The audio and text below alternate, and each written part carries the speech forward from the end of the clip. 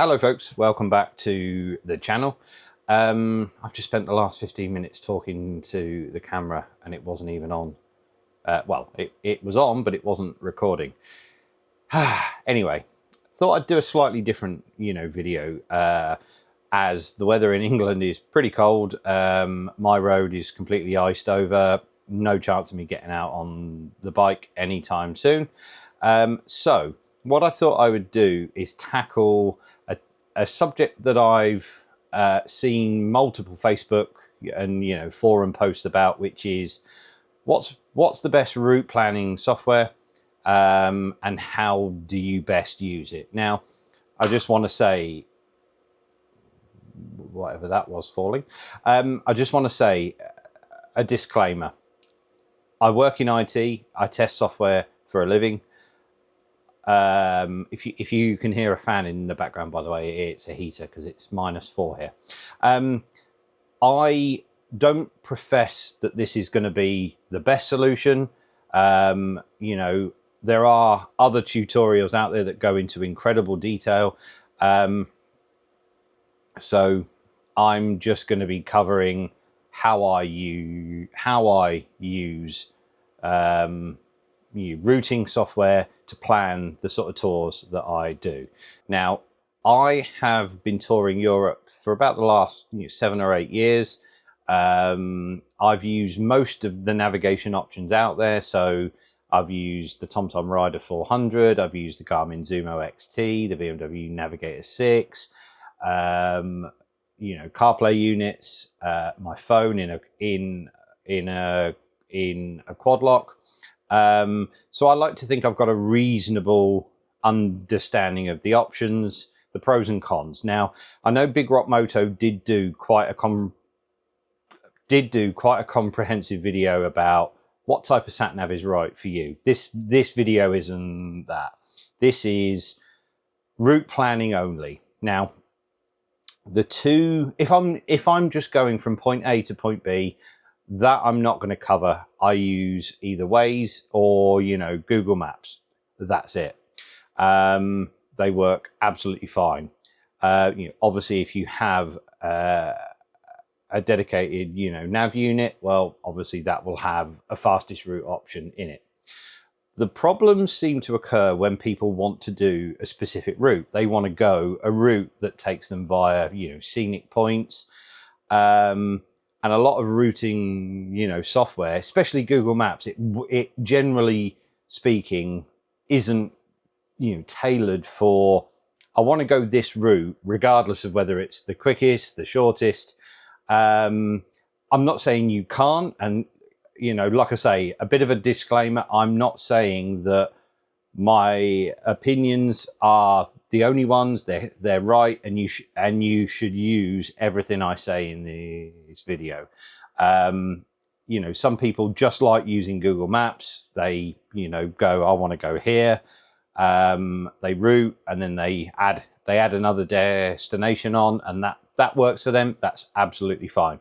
But like I say, the topic I keep hearing is what's the best software for detailed touring planning. And I see a lot of posts where people are struggling with it. Now, I have struggled with this myself. When I had the BMW Navigator and also the Garmin Zumo, I tried using Basecamp. Now, as an IT person, I managed to learn Basecamp, but I never found it easy. And I know a lot of people struggle. So after having a period of time using Kalimoto, great app. I still have a paid subscription, of it.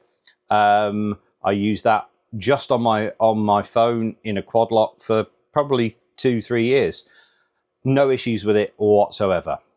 However, when I found MyRouteApp, which is the one that I'm going to cover in this, video, that has now become my main, routing app that I use. Now, I also use the MyRouteApp app on my iPhone, which is Apple CarPlay compatible. Now, I know Android Auto users, I think MyRouteApp is available on that, but Kalimoto isn't. I might be wrong about that. So, but yeah, MyRouteApp, I paid for a gold subscription of it a number of years ago when it was on offer. Wasn't expensive, and it's a lifetime offer. So that's what I'm going to cover in this video. How do I plan a route? Obviously, the process of getting the route onto your nav unit, if you're not using the MyRouteApp for the actual navigation, that can be another tricky, element. Now, I'm not really going to cover that too much in this video, but needless to say, having had a Garmin Zumo XT that I transferred a lot of routes off of MyRouteApp via GPX files, onto, the biggest two hurdles I think I had were on MyRouteApp ensuring that there were enough, waypoints on the route to make sure that the Garmin Zumo stayed true to that route. Now that there's a whole conversation around, shaping points and via points, and exporting the, GPX file from MyRouteApp, if you have a Garmin Zumo XT or the XT2, is very important. I think it's GPX 1.2. But I would always, recommend, if you're going to import a GPX file onto any nav unit, ensure that once you've imported it, I always tend to look at the map overview and also how many miles. If the route is meant to be 172 miles, and when I import it onto the unit, it says it's 195, clearly something's gone wrong, and I can usually find where I need to add in some more waypoints in order for it to stay true. But in this video, we're just going to focus on how I plan a route on MyRouteApp, where I want to go a very, very specific route. And just, some of the tricks, or, some of the ways that I do it. Now, I know MyRouteApp do their own tutorial videos. I'm not saying that mine's going to be any better than theirs. However, I'm going to do it anyway. And if it helps you, that's great. If not, well, that's fine also.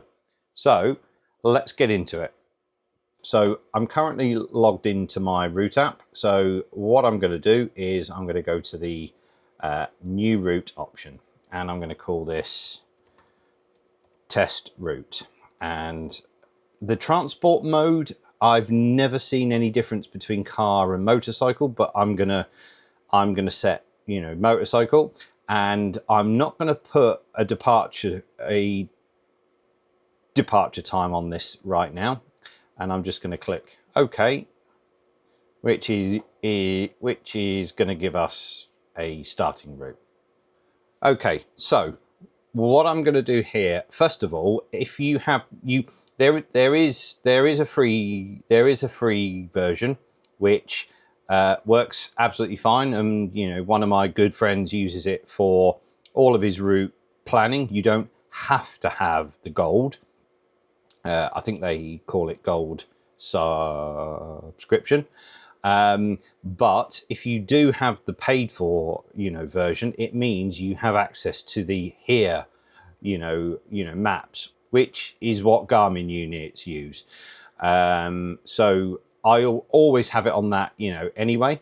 I think if you only have the free version, then it obviously defaults to OpenStreetMap.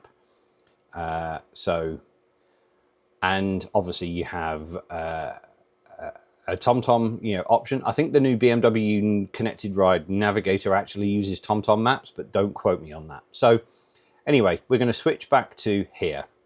I prefer these. And then I'm going to look at, some of the options. So I always turn this off. So, well, I always, check this option to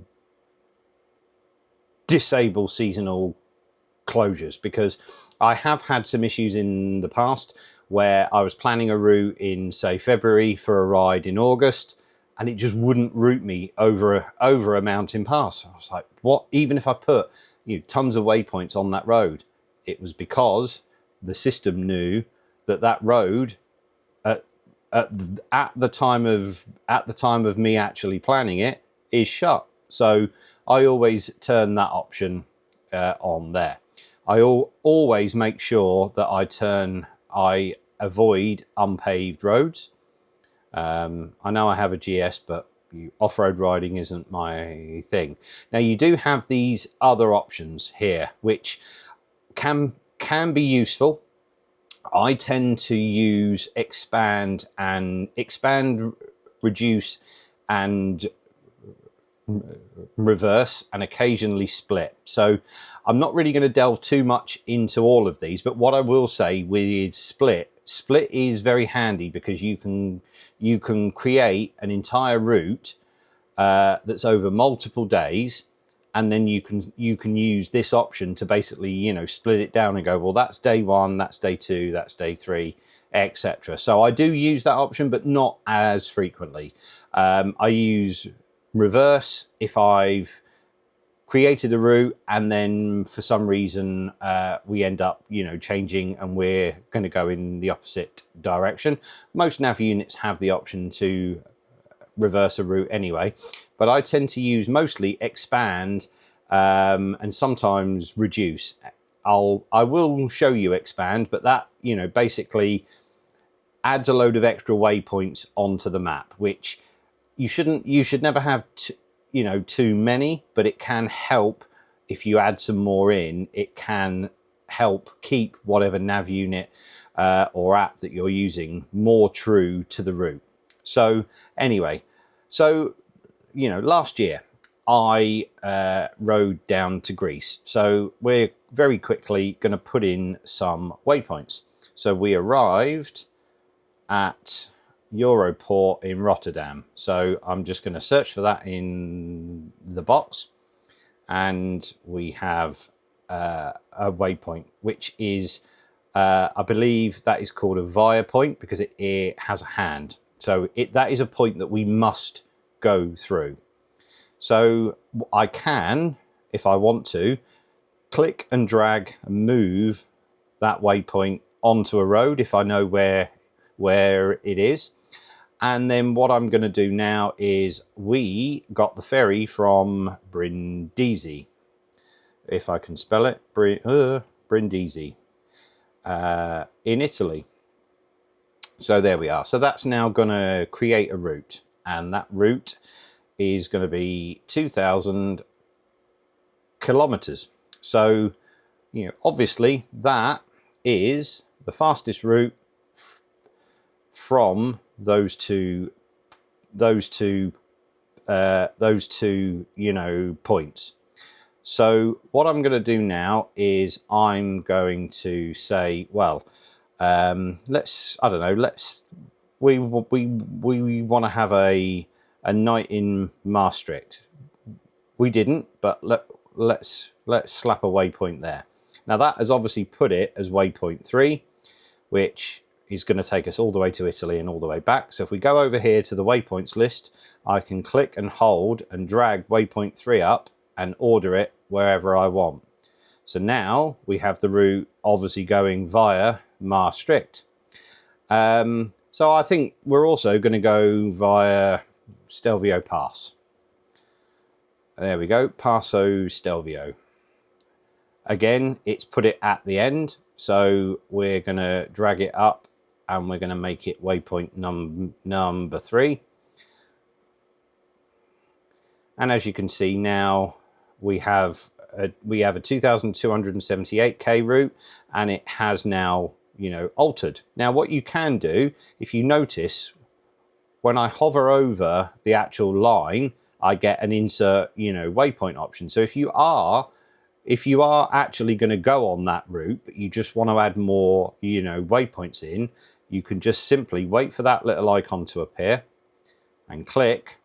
But now it's added it in as waypoint 4. And if you notice the icon, like the others, it's not, I think they sort of class this as a, you know, shaping point. So if you were riding this route and you avoided going through this, it wouldn't try and route you back. It would just simply try and route you to the next, point. So that can be very important. So if I absolutely definitely want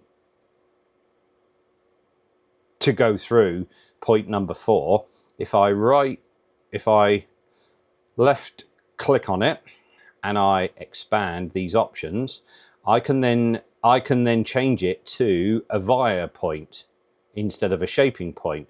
So it will insist on routing me through this. So as you can see, you can build up, various options. So I might say, well, actually, we want to go via Rome. I wouldn't, but let's say we do Rome. And then that Rome is going to come before the Brindisi ferry. So there we go. I've reordered it. And we now have a very different route. So here you can see we've actually built up a very basic route, but a route that goes a very specific way. Now, yes, you could go into Google Maps and you could put in all of these points, and Google Maps might send you this way. However, you may want to go, upwards and come back on yourself, and all kinds of other things. So like I say, I'm not going to get too much into that. Now, if I just exported this, say, to a Garmin Zumo XT, it may not, from points 2 to point 3, actually take me this route. Now, obviously this route has been calculated by MyRouteApp as being the fastest, but I might want a very specific route. So I can,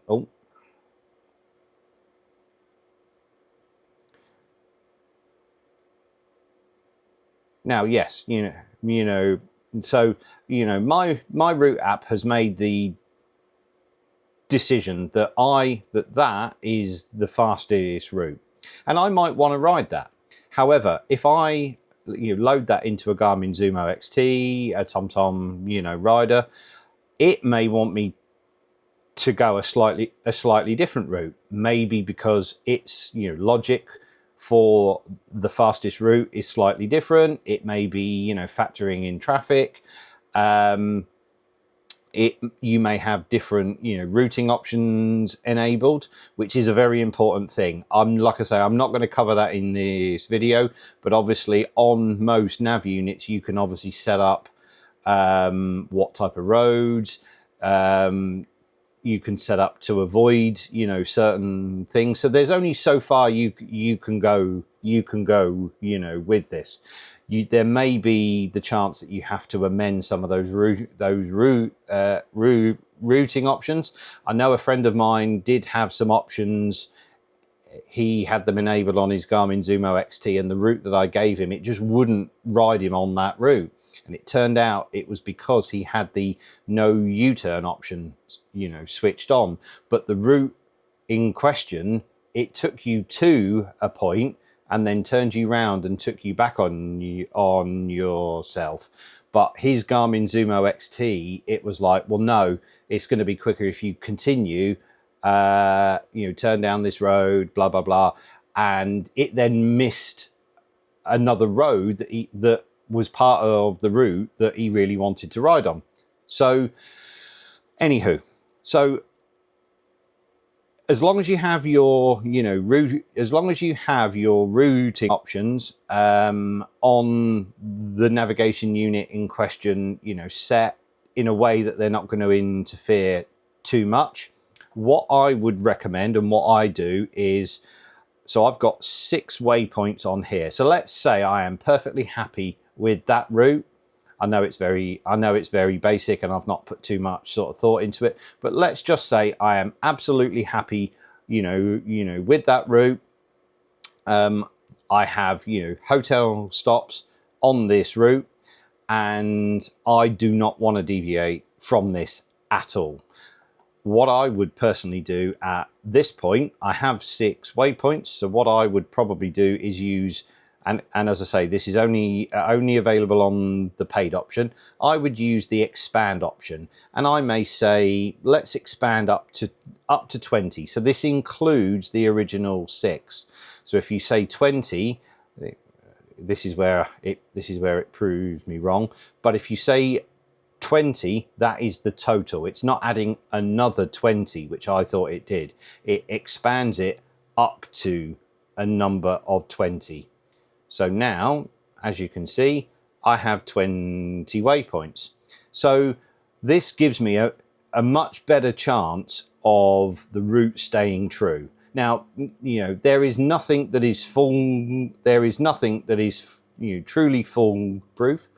There is still a chance that from point 5 to point 6, whatever navigation unit you're using may want to route you a different way. But obviously, if the road in question is specific enough, then I would put, you know, several waypoints on that road, especially a mountain pass, a really scenic route. So if I was really insistent that this, you know, does Stelvio Pass, I would absolutely go down here, and I would be adding waypoints on it so that I absolutely stayed on that route.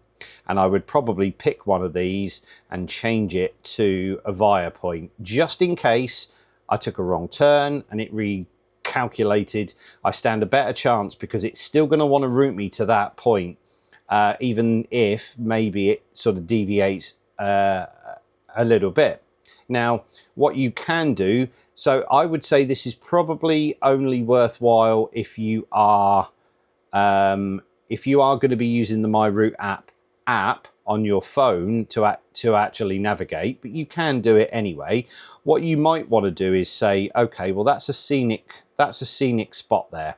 I'm going to change the color of the waypoint to yellow.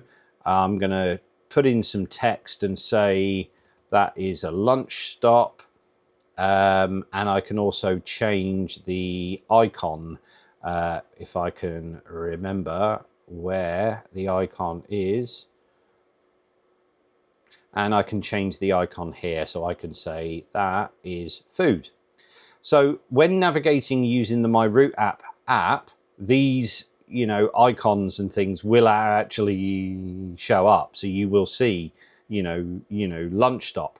Now I believe, don't quote me on this because I don't have the Garmin Zumo XT anymore, but I think if you label these, that name of lunch stop will transfer over to the Garmin, at least the Garmin Zumo XT. Don't quote me on that. I know if you export the GPX file from this and import it into Kalimoto, it completely loses all that info, which is one reason I don't use it really anymore. But as long as you make sure that this is a via point, because it's an important point. It might be lunch, it might be fuel stop, it might be your hotel. That is what I tend to do. Now, I did mention it at the start about in the route information, you can set a time and date that you're going to start. So I'm going to say the 10th, and I'm going to say we're going to leave Rotterdam at let's say 9 a.m. That can be useful because when you go back here, you can start looking through your waypoints and start. I tend to do this if I'm building a multi-day tour. I tend to use this because I'll go, okay, 450k. It says 4 hours. 4 hours and 20 minutes. It's probably not going to be 4. You know, once you include lunch, breaks to use the loo, fuel stops, it's going to be longer than that. So I might go 450k.